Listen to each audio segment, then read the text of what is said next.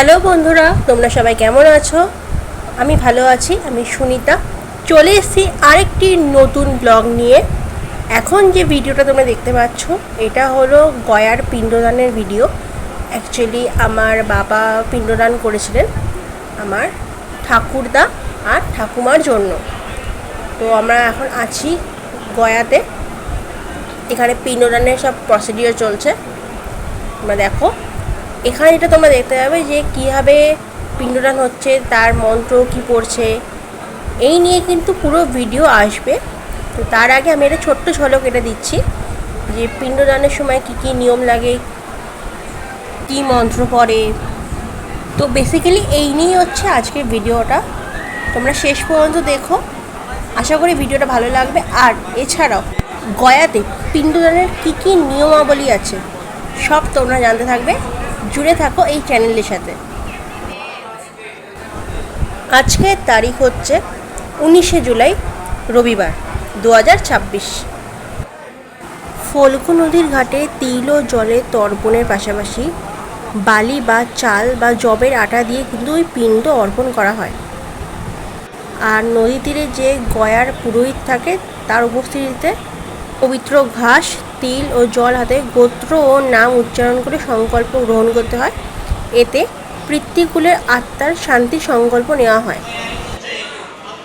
এই প্রথম পর্বে ফল্গু নদীর ঘাটে যে পিণ্ডদান করা হচ্ছে তাতে প্রয়োজনীয় উপাদানগুলো হলো ঘাস ও কুশ অঙ্গুরি আংটি, কালো তিল, যব ও কাঁচা দুধ, আতপ চাল, গঙ্গা জল, তুলসী পাতা আর পরার জন্য নতুন সাদা কাপড়। শাস্ত্রীয় বিধিমতে এই ঘাটে স্নান ও সংকল্পের মাধ্যমেই সমগ্র গয়া শ্রাদ্ধের সূচনা ঘটে।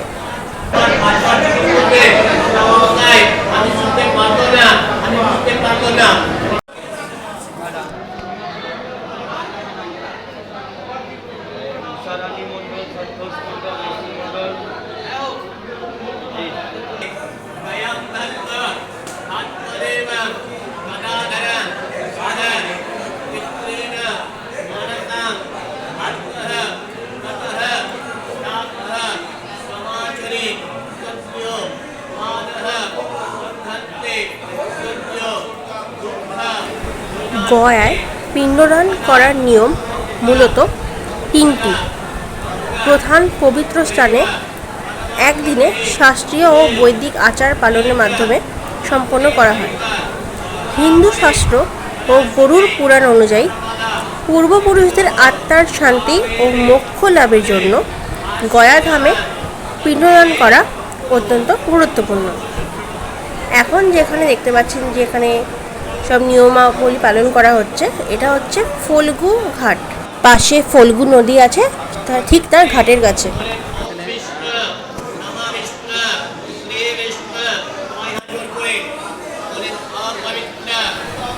সকালে স্নান সেরে সাদা ধুতি বা সেলাই না করা কাপড় পরে ফল্গু নদীর ঘাটে পৌঁছাতে হয়। নদী তীরে সংকল্প নেওয়া হয় এবং তিল ও জল দিয়ে তর্পণ শুরু হয়। এখানে প্রথম পিণ্ডদান সম্পন্ন করা হয়।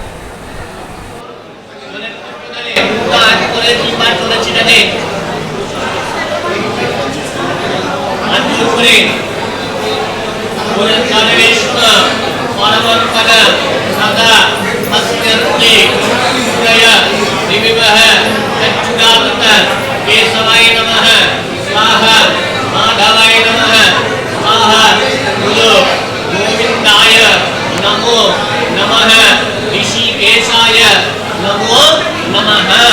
যারা কাছে স্ত্রী আছে ডাইন দিকে বসে যান, যারা যারা কাছে স্ত্রী এসেছেন ডাইন দিকে বসে যান।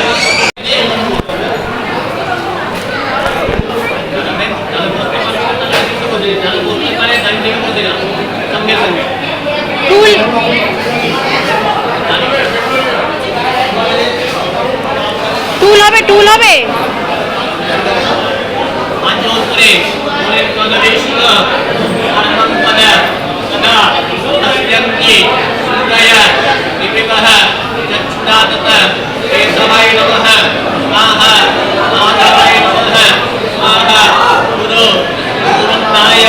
नमो नमः কেশায় নমো নমঃ।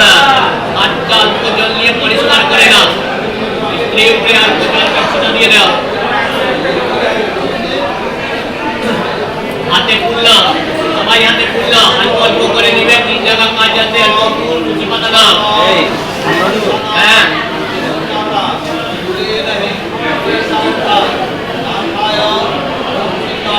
মন্ত্রটা বলে নমো বিষ্ণু শ্রী বিষ্ণু ওম বিষ্ণু শান্তাকার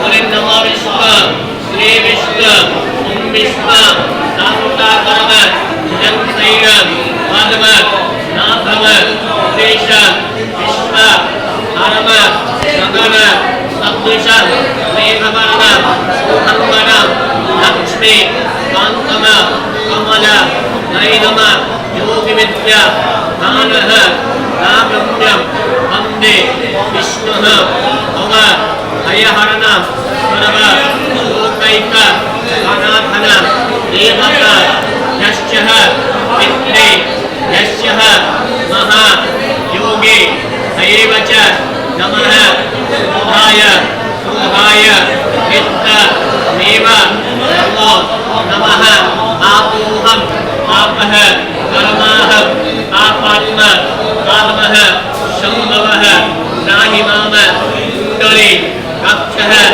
कर्म पाप हरो हरिः अनगो तीर्थे कुण्डले करोमि स्नानः मार्जनं पित्रे नामः विष्णुः लोकाय मुक्ति मुक्ति विशुद्धये अनगो सरितः श्रेष्ठः सर्वः पापः विनाशने काले विधे तं पापं हरमेहि हरमोदकं सर्वमङ्गल मङ्गलं वरेण्यं वरदं शुभं नारायणे नमस्कृतं सर्व कर्माणि काले शङ्खं चक्रं सदं विष्णुं दिग्भोजं पितवाससं प्रारम्भे कर्मणं विप्रः यः तुण्डिक अस्मरे हरिः मधुवाक गीतायते मधु परन्ते विष्णवः मात्रिन्न सन्तोषदे मधु लप्त उपाससः मधुम आखिवै उङ्गयः मधु गौरस्तो नापितः मधु मधु मधु पुष्परेणु पुष्परेणु समद्भूतं पुष्पाणं मधुरं मधु तेजः पुष्टे ब्रह्मण्यं नानार्थं ते श्रीरकं पूर्वविचरणं शुभे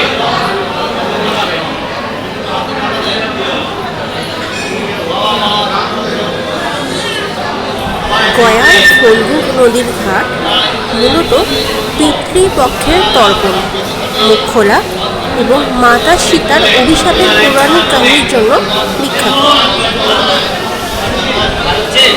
প্রথম পিণ্ডদান বেলি। গয়ায় 3 বেলি পিণ্ডদানের প্রথম পর্বটি ফল্গু নদীর ঘাটে শুরু হয়। এখানে স্নান করে পিতৃপুরুষের উদ্দেশ্যে জল ও তিল দিয়ে তর্পণ করা হয়। পৌরাণিক অভিশাপের কারণে নদীটি উপরে শুকনো বালুর মতো দেখায়, কিন্তু বালির কয়েক ইঞ্চি নিচে খুললেই স্বচ্ছ জল বেরিয়ে আসে। মাতা সীতার অভিশাপের ইতিহাস হলো, রামায়ণ কাহিনী অনুযায়ী রাম ও লক্ষ্মণ পিণ্ডদানের সামগ্রী আনতে গেলে সময় শেষ হয়ে এসেছিল। তখন রাজা দশরথের আত্মা প্রকট হয়ে অঞ্জলি চাইলে মাতা সীতা ফাল্গু নদীকে সাক্ষী রেখে বালির পিণ্ড দিয়ে তর্পণ করেন। কিন্তু পরে শ্রীরাম এলে ফাল্গু নদীর সত্য গোপন করে মিথ্যা বলে।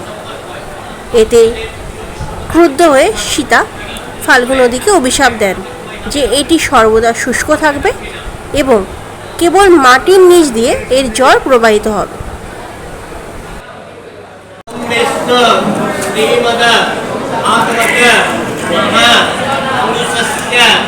विष्णुः प्राज्ञः परवर्त मानस्यः अद्यः यस्यः ब्राह्मण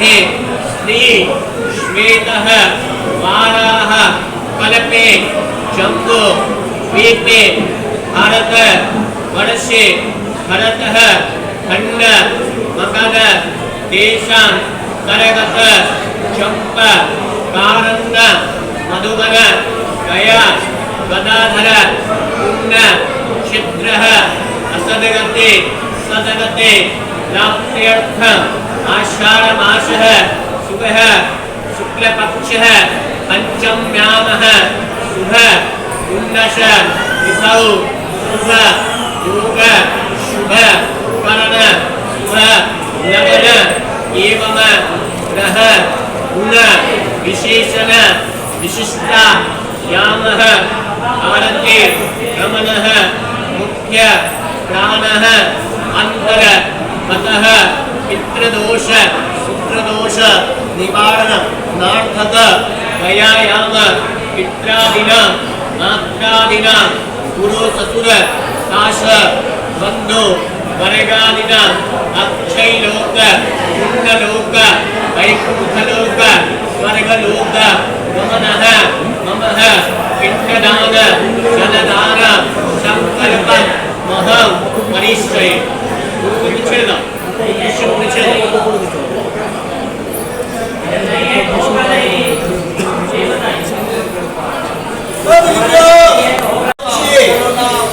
এবার আমার কথাটা ভালো করে শুনে আপনি যারা যারা নারী এসেছেন তারা তারা করে কোনো অসুবিধা নাই কিন্তু তাদের জলদান করতে হয় যদি জলদান করবেন না পিণ্ডদান করলে কিছু লাভ হয় জলদান করলে হয় আপনাদের তর্পণ যে তর্পণ আপনি বাড়ির সময় তর্পণ করেছেন ওই তর্পণ এখানে করতে হয় করতে হয় তো মহিলা এখানে ওই তর্পণ এখানে করতে হয় দেব তর্পণ করতে হয় দেব ঋষিকেও ভাস হয় ঋষি তর্পণ করতে হয় ঋষিমন্ত্রের নামগুলো আমিও সবাই করতে ঋষি কিন্তু তার সেটা ইচ্ছে করতে ইসলামে জলে ছুটা দিতে হয় यम तर्पण करते हैं 14 यम आते वेदों का हमारे माने आप सीता यम नहीं है 14 यम के तर्पण देते हैं पितृ तर्पण करते हैं तो तर्पण देव ना के संतुष्टि करते हैं प्रार्थना ना के वस्त्रदान वस्त्रदान पात्रदान अन्नदान तारपरे ना के पिंडदान हमारे के भक्ति ऊपर जोड़े चिता दिवे बोले ब्रह्मा এই প্রথম পর্ব শেষে পান্ডার কাছ থেকে আশীর্বাদ নিয়ে পরবর্তী বেদি বিষ্ণুপদ মন্দিরের উদ্দেশ্যে রওনা হতে হয়।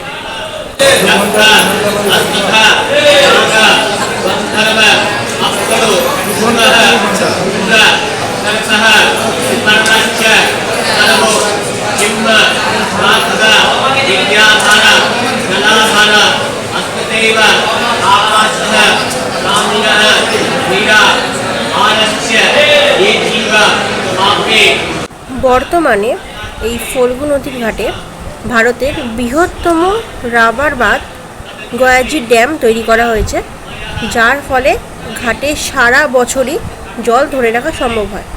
আর সাধারণত এই সময় এই বর্ষাকালে ফল্গু নদীর জল কিন্তু প্রচুর থাকে, তাই যারাই গয়া ভ্রমণ করতে আসছো তারা যদি পিণ্ডদান নাও করে থাকো তোমরা কিন্তু ফল্গু নদীর ঘাটে আসতেই পারো। नमः